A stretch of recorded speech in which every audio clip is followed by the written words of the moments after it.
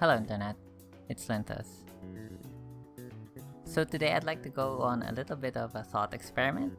If I were a new player, given that we have limited primos in our disposal, who are the 5 stars you need to look out for in order to create an account where we can play anyone?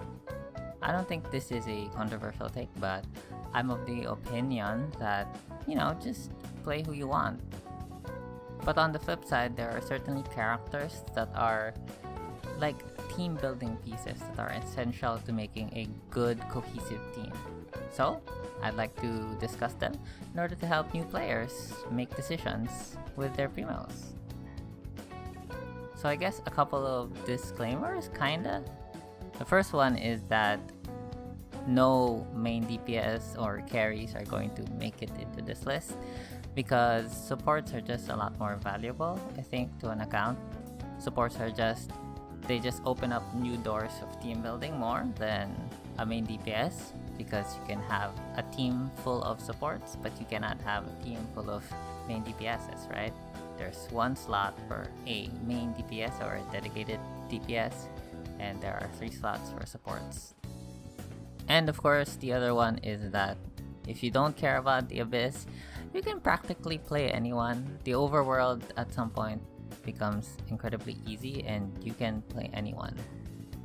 And lastly, at the end of the day, these are just recommendations from just a random guy on the internet. So if you don't feel like you want to follow me, or you really hate one of the characters that I suggest, that's fine.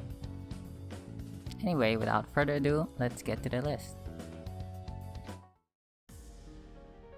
So let's start with Kazuha. As of the time of this recording, his banner is up, so you might want to consider pulling for him.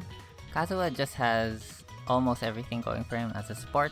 He has grouping, very rare actually for characters in Genshin Impact to have grouping, and he has some of the best grouping in the game. He has excellent buffing with his Ascension passive that buffs damage percent of your characters, and he has debuffing with the Viridescent Venerer set. Now, inevitably, when you talk about Kazuha, you have to make the Sucrose comparison. So technically, Kazuha is not a must-pull, no one really is in Genshin Impact. Sucrose's relative strength is actually very close to Kazuha. It is true that Kazuha is a lot simpler to play because his grouping is a lot easier to wrap your head around, I guess. Where for Sucrose, you have to fight with the game's engines in order to group with her. Like, you're subject to the auto-targeting system, which can be finicky at times. So both Sucrose and Kazuha have a lot of overlap in what teams they fit in and how strong they are. It can kind of depend on the team. Definitely for something like a Monopyro team, Kazuha is better because the EM buff of Sucrose is not really relevant in that team. Anyway, it doesn't really matter who's better since the two are so closely matched. You know what they say, what's better than one good animal grouper is 2 good animal grouper that are also really good supports. And also Swirl is busted, and Viridescent Venerer is busted. Next up is Nahida. Nahida is the best off-field Dendro applicator while still having the capability of being an on-field driver for Hyper Bloom and Burgeon, for example. She's really good for the aforementioned Hyper Bloom Burgeon, also really good in Needle Team, and also really good in Spread Team, that is the Dendro side of the Quicken reaction. However, in Aggravate Team, there is a little bit of a hiccup where it's harder to maintain an underlying Electro aura, making it harder to swirl Electro, making it harder to get the Viridescent Venerer set, and if you have Kazuha, it makes it harder to get the damage buff from him. But this is not an unsolvable problem, it's just something that you need to be cognizant of when you're playing Nahida on Aggravate. Regardless, Nahida is probably the other limited 5-star that I would say rivals Kazuha in terms of just general pull value. Nahida is by far the best Dendro character in the game, and I don't think that's changing anytime soon because they just gave us a lot of Dendro characters, and I think it will slow down for a while. And a big portion of why Nahida is so good is the fact that she just applies so much of the element, and a lot of the reactions of the Dendro element are so good. So yeah, Nahida, if you want to play Dendro teams, she's a good pull. So my next one isn't a single character, but a choice of 4 different characters. You choose one. And it's pulling for a second Hydro. Of course, your first Hydro ideally would be Xingqiu. And the choices for a second Hydro are Yelan, Kokomi, Ayato, and Tartaglia. Now I said pick one, but you can pick more than one. I personally have both Yelan and Kokomi. I'll talk about the individual strengths and weaknesses and which teams they're applicable a bit later. But first, let's discuss why you need a second Hydro. And the answer is simple. Hydro is too important to too many teams. The Spiral Abyss requires 2 teams, so a second Hydro is somewhat required. Now with the addition of certain teams such as like Aggravate that doesn't require a Hydro unit, so it's less required nowadays, but I still think getting a second Hydro unit is one of your better sort of generalist pull or horizontal pull that you can do for your account. So yeah, get a second Hydro. Now let's talk about each of the characters, starting with Yelan. Yelan is a Hydro off-field damage dealer. Her kit is the closest to Xingqiu, which I said is your first Hydro ideally. Her damage is all HP scaling, so she can use artifacts that are typically unwanted. And her bow is occasionally good at sniping weak spots, such as with the Aeon Blight Drake. Her flaws are that she is mostly single target, and she has relatively high energy requirements. But now let's compare her to Xingqiu. Xingqiu has higher Hydro application, which matters in some teams, mostly vaporized teams. Xingqiu also has defensive utility. He has a little bit of damage reduction and a little bit of healing. However, Yelan does have an increasing damage percent buff, which helps your on-field damage dealers deal more damage. Yelan also has lower cooldown on her elemental skill, which can occasionally come in handy. Now there is a saying in the community, it's just use them both, although with the context of the video it kinda defeats the purpose of having a second Hydro if you just use them both in one team, so but you can use them both in one team. So now Kokomi. Kokomi is a healer and an off-field Hydro applicator. Unlike the others in this list, she's not a damage dealer. Being a Catalyst user, she has some access to supportive weapons such as the Prototype Amber and the TTDS Threading Tails of the Dragon Slayer.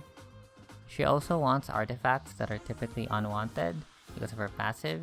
She does not want crit, and she wants healing bonus. So her main flaw is really the fact that she cannot reposition the jellyfish. She also doesn't really apply enough Hydro in order to enable any of the Pyro units that want to vaporize. But yeah, Kokomi is the defensive option for the Hydro units in this list. So next is Ayato.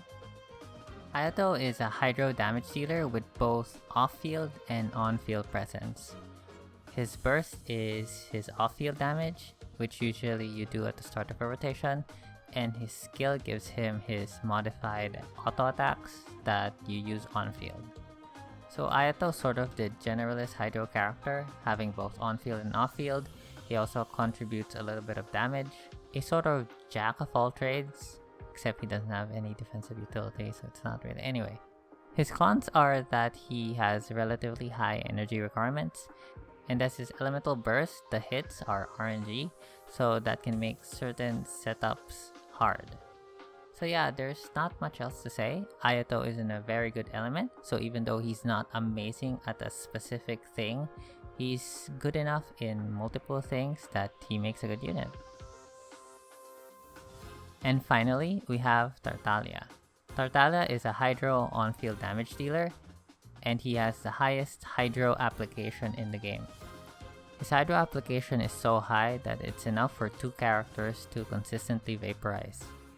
While not an innate flaw, it is a team building restriction that Tartaglia does not have any off-field presence, so all of his hydro application is on field. Therefore, he can't be in a team with on-field units such as Hu Tao or Yoimiya, and has to stick to off-field units such as Xiangling. His main flaw really is that mismanaging his stance mechanic is very punishing. You need to know exactly how much time you're supposed to be within his melee stance, otherwise it will mess up your rotations. So yeah, the elephant in the room. I only really recommend going for Tartaglia if you want to play International, which is this team. You can also have Sukuro instead of Kazuha, but usually it's Kazuha. International is one of the best teams in the game. It's also an incredibly flexible team, being able to adapt to different situations in the Spiral Abyss. The team has good single target, the team has good AoE, the team has grouping, the team has multiple elements to maybe deal with elemental shields. The team has everything. So yeah, Tartaglia. Good. And with that, we are done with the second Hydro category. And also, we are done with the limited 5 stars. That's right, I'm only suggesting getting 3 limited 5 stars. And after that, you can pull for anyone. Like I said, I think it's better for players to find a character that they really like and play them, rather than looking up who is the quote-unquote best main DPS and getting them and finding out they don't enjoy the playstyle. For the most part, almost every character has some sort of team that is good enough to clear the Spiral Abyss. And while the main limiting factor to actually clear the Spiral Abyss is investment on character levels, talent levels, and artifacts, being able to properly team build can get you a long way. So yeah, that was the video. I did debate on whether or not I would discuss the 4 stars, but I think I'll do that in a separate video since it would take longer. So yeah, if you like the video, do the YouTube things, like and subscribe and all that stuff. And thank you for watching.